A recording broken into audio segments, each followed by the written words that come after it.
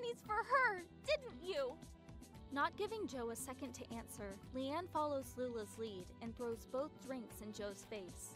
Don't come home tonight! We're over!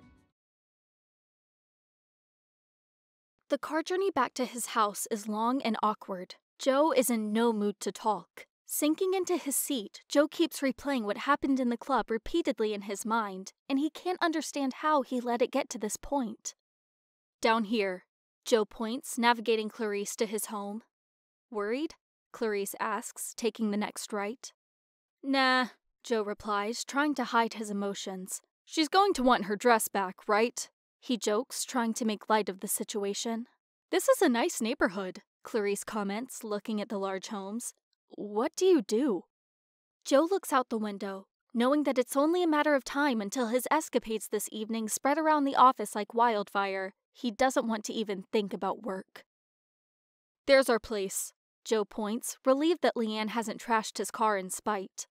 Pulling the car up to the sidewalk, Clarice looks out her window. Figures, she says, nodding her head. Joe looks at her, confused. Sorry?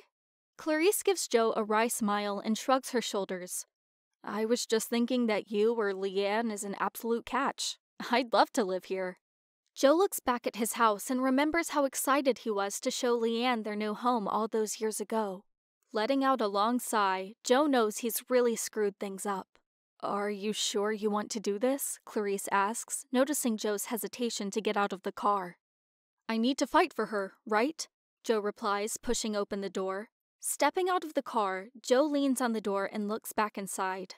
It's time for me to face the music, he says, nervously tapping the door with his feminine fingernails. Good luck, Clarice says with a wry smile. You've got my number. If she says no, my couch is free, and that's gotta be better than a floor. Thanks, Joe nods, pulling his head back out and stepping back. I'll keep that in mind. Stepping onto his driveway, Joe tightens his arms as the cold nighttime air hits. Even though it's nighttime, standing in front of his house wearing what he's wearing, he feels like everyone is looking. A slight smirk forms as he quickly understands why men let women borrow their jackets. As Joe waves Clarice off, he walks up the front steps and onto the porch. Every click of Leanne's heels makes him acutely aware of what's at stake. Standing at his door, he instinctively reaches for a pocket and his keys. Realizing his dress doesn't have pockets and that he has nothing on him, he feels like an idiot. This is why I should have taken a bag, Joe thinks to himself. Reaching for the door handle, he turns the knob, only to find it locked. Of course, Joe curses under his breath. Checking the flower pot on the front porch for a spare key, he's out of luck. It's gone. Stepping off the porch, he struggles to walk on the grass in his heels. As they sink into the soil, he puts his head in his hands and lets out a grumble of frustration. He needs to talk with her, but at the same time, he doesn't want to make a scene for the neighbors. Wondering if he should break in, a window on the side of the house opens with a creak, drawing his attention. Walking around the house, he's just in time to see a pair of his shoes fly out of the recently opened window. The shoes are followed by a pair of slacks and one of his sports jackets. Like a scene from a cheesy rom-com, Leanne is at the window chucking anything and everything of Joe's she can find. Stepping closer to the carnage, Joe notices his record collection strewn across the ground. It's almost like Leanne's been trying to recreate that scene from Shaun of the Dead. Standing at the window, he catches Leanne's eyes and sees the fury burning behind them. We should talk, he mumbles, nervous she will throw the shoe in her hand directly at his face. She pauses for a moment. Talk about what? She hisses, throwing the shoe at Joe, beaming him directly on the forehead. That's all the conversation I'm having with you! Having been struck in the forehead with one of his expensive brogues, Joe accepts that he probably deserved that. Please, Leanne, he says with both arms spread wide. I just want to talk and tell you I'm sorry. I don't care, she says, sending several of his white shirts to the floor. We're done! Looking down at the clothes she's already thrown out the window, Joe lifts one of the pairs of pants and considers throwing them on to regain some of his dignity. However, he sees the extent of Leanne's scorn once he lifts them. She's hosed the ground below the window into a puddle and dumped his stuff on top. Please talk to me, Leanne, Joe begs, caring only for her and not his expensive belongings having a bath in the dirty water. No, Leanne growls, letting fly with the last of his white undershirts. Please let me explain, Joe replies, taking the risk to step closer. I know I'm the worst, but look how far I went to stop our relationship from falling apart. Stopping at the window with one of his expensive watches, she holds it in the throw position. How far you went to hide her from me, Leanne snarls. As she throws the watch at Joe's feet, he has to jump back as the watch explodes into pieces, throwing glass in every direction. Aw, man, Joe sighs. That was my granddad's. Emotionless, Leanne just cocks her head to the side. I'm sure he'd be very interested to hear why it's been smashed. Maybe you can go to him now and show off your new look. Not giving Joe a second to reply, Leanne slams the window shut with a loud thud, causing dogs in the area to bark. Joe waits by the window for a few minutes, but she does not return. After 5 minutes, he taps gently on the window. Leanne responds by closing the blinds. Frustrated, but not giving up, Joe taps on the window several times more. As he does, their neighbor's bathroom light comes on, and they stick their head out the window to see what's going on. Joe? The woman laughs, surveying the scene. Is everything okay? Have you been to a fancy dress party? Smoothing down the front of his dress, Joe nervously greets her. Hi, Karen. Yep, everything is fine. No, I haven't been to a party. It's, wash day. Never heard of a pre-dirtying before, she replies with a smirk, looking at the clothes soaking into the ground. Yeah. Joe laughs nervously, trying to hide that he's wearing breast forms. We'll have that barbecue next week. Yeah? He continues, trying to move the focus away from his current look. Karen smiles wide and points at his high heels. Forget the barbecue, she howls in laughter. Maybe me and you should go shoe shopping instead. Shaking her head, Karen knows what's happening. Joe, she says, wiping tears of laughter from her eyes. It's about time you got in touch with your feminine side. Night, Karen, Joe huffs, turning away as Karen shuts her window in hysterics. Annoyed and embarrassed, Joe returns to the porch and reluctantly rings the bell. He knows he can't just give up because he's getting laughed at. The thought of losing Leanne is worse, and he doesn't care if more people see him in a dress. Go away, he hears from the security camera. I can't leave, Joe replies in desperation, pushing his face close to the camera. Oh, right, Leanne sighs. Moments later, Joe's keys are stuffed through the letterbox and fall onto the floor before him. Now you can! Leanne, Joe cries out, pressing his face against the door. Please, let's talk! About what? She screams as she throws open the front door. I know! How about we talk about what a piece of absolute trash you are? How about that woman you've been sleeping with behind my back? Or maybe let's talk about the fact that you'd conned me into thinking you're a crossdresser and you needed my love and support. Joe stumbles on his words, pushed back by her tirade.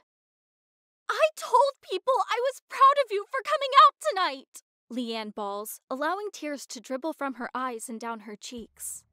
Breaking down in front of him, her tears flow freely as the look on her face cuts Joe's heart deep. Yes, I doubted you at first, and that mistrust made me feel so awful about myself, Leanne cries. I thought we'd connected on a higher level, but it's all a lie, isn't it, Joe? It's not all a lie, Joe squeaks, looking up at Leanne, who stands in the doorway with tears dripping from her chin. Joe's heart breaks as he watches Leanne weep in front of him. He knows he's done this to her. Proud of me? He asks, focusing on that as a point of confusion. Why were you proud of me? All I've been thinking this entire night is that you've been trying to catch me out. You're the worst, Joe, Leanne sobs. When I saw you dancing with that trans woman, I felt like the worst girlfriend ever. I was trying to catch you out, but at that moment, I felt like I misjudged you. How fucking dumb am I?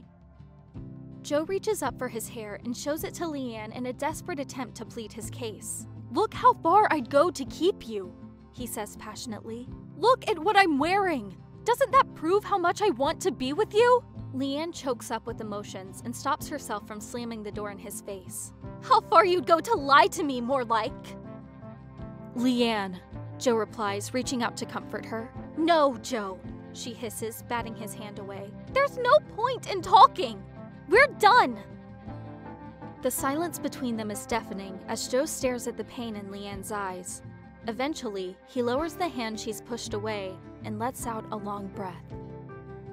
Okay, Joe laments. At least let me come in and get changed. I'd hate to ruin your dress.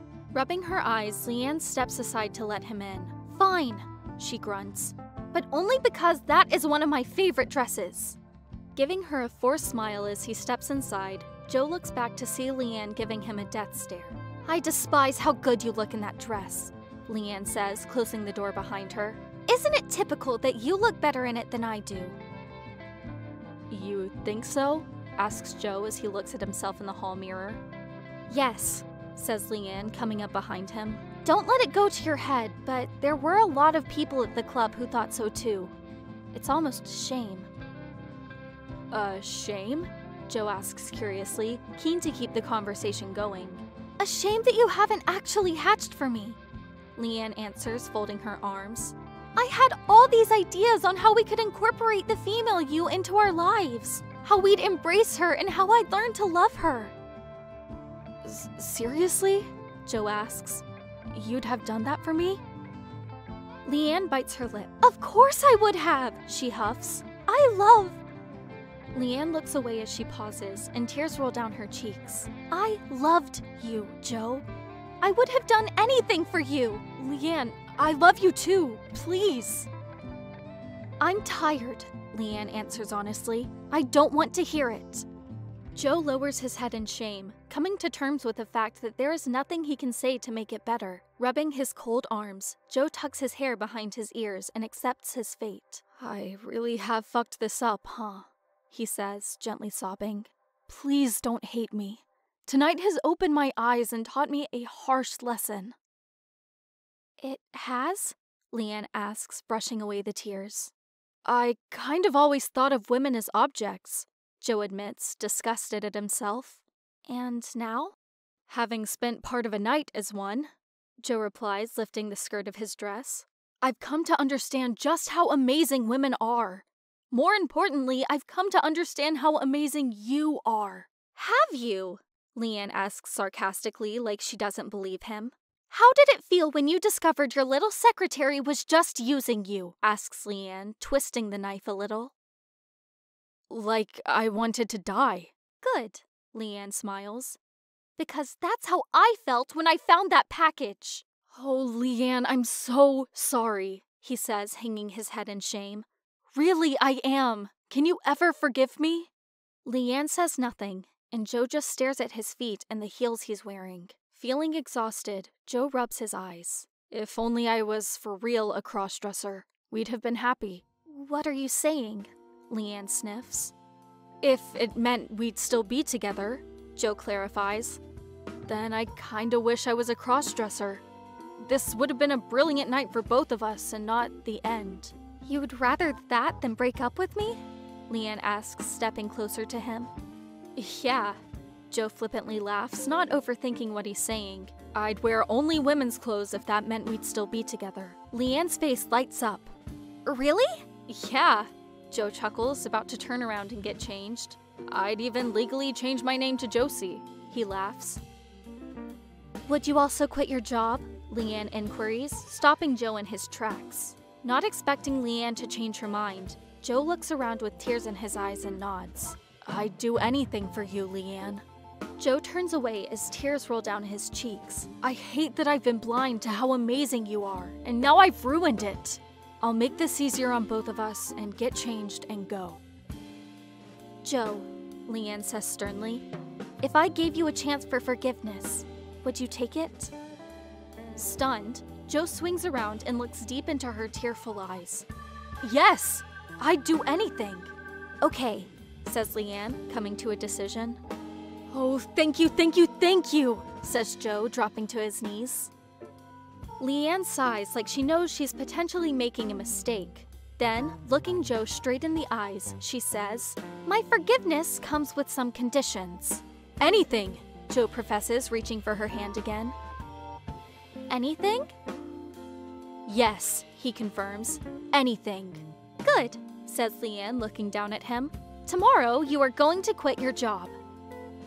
Okay, Joe says cautiously. You're going to spend the next 2 weeks with me, she says, touching his long hair. You're fortunate that I find Josie so intriguing. Okay, says Joe, a little more encouraged but slightly confused. If you haven't guessed what I'm on about, Joe, Leanne smirks, you'll spend the next few months as Josie, my new girlfriend. If things are better between us, then maybe Joe can return to the relationship. I can be Josie, Joe replies instantly, nodding his head vigorously in agreement. Okay then, Josie, Leanne commands confidently, standing taller. Why don't you go finish what I started? Joe looks puzzled and a little concerned. Leanne points at the door. Go kick my ex-boyfriend out. Go throw the rest of his clothes out into the quagmire. Right, Joe replies, forcing a smile. I'll go do that now. And then we can cuddle? I'm going to bed. Don't come up. I want you to sleep on the sofa tonight. Okay. Oh, Leanne points at Joe's face. Don't forget to take your makeup off. You can use my wipes in the cupboard. Thanks. I'll see you in the morning, Josie, Leanne says, walking away from Joe. I expect my ex to have been completely moved out when I wake up. This is where the story ends. I hope you enjoyed it. If you're interested in the epilogue, link for the ebook is in the description. Thank you to everyone who watched from the very start all those months ago.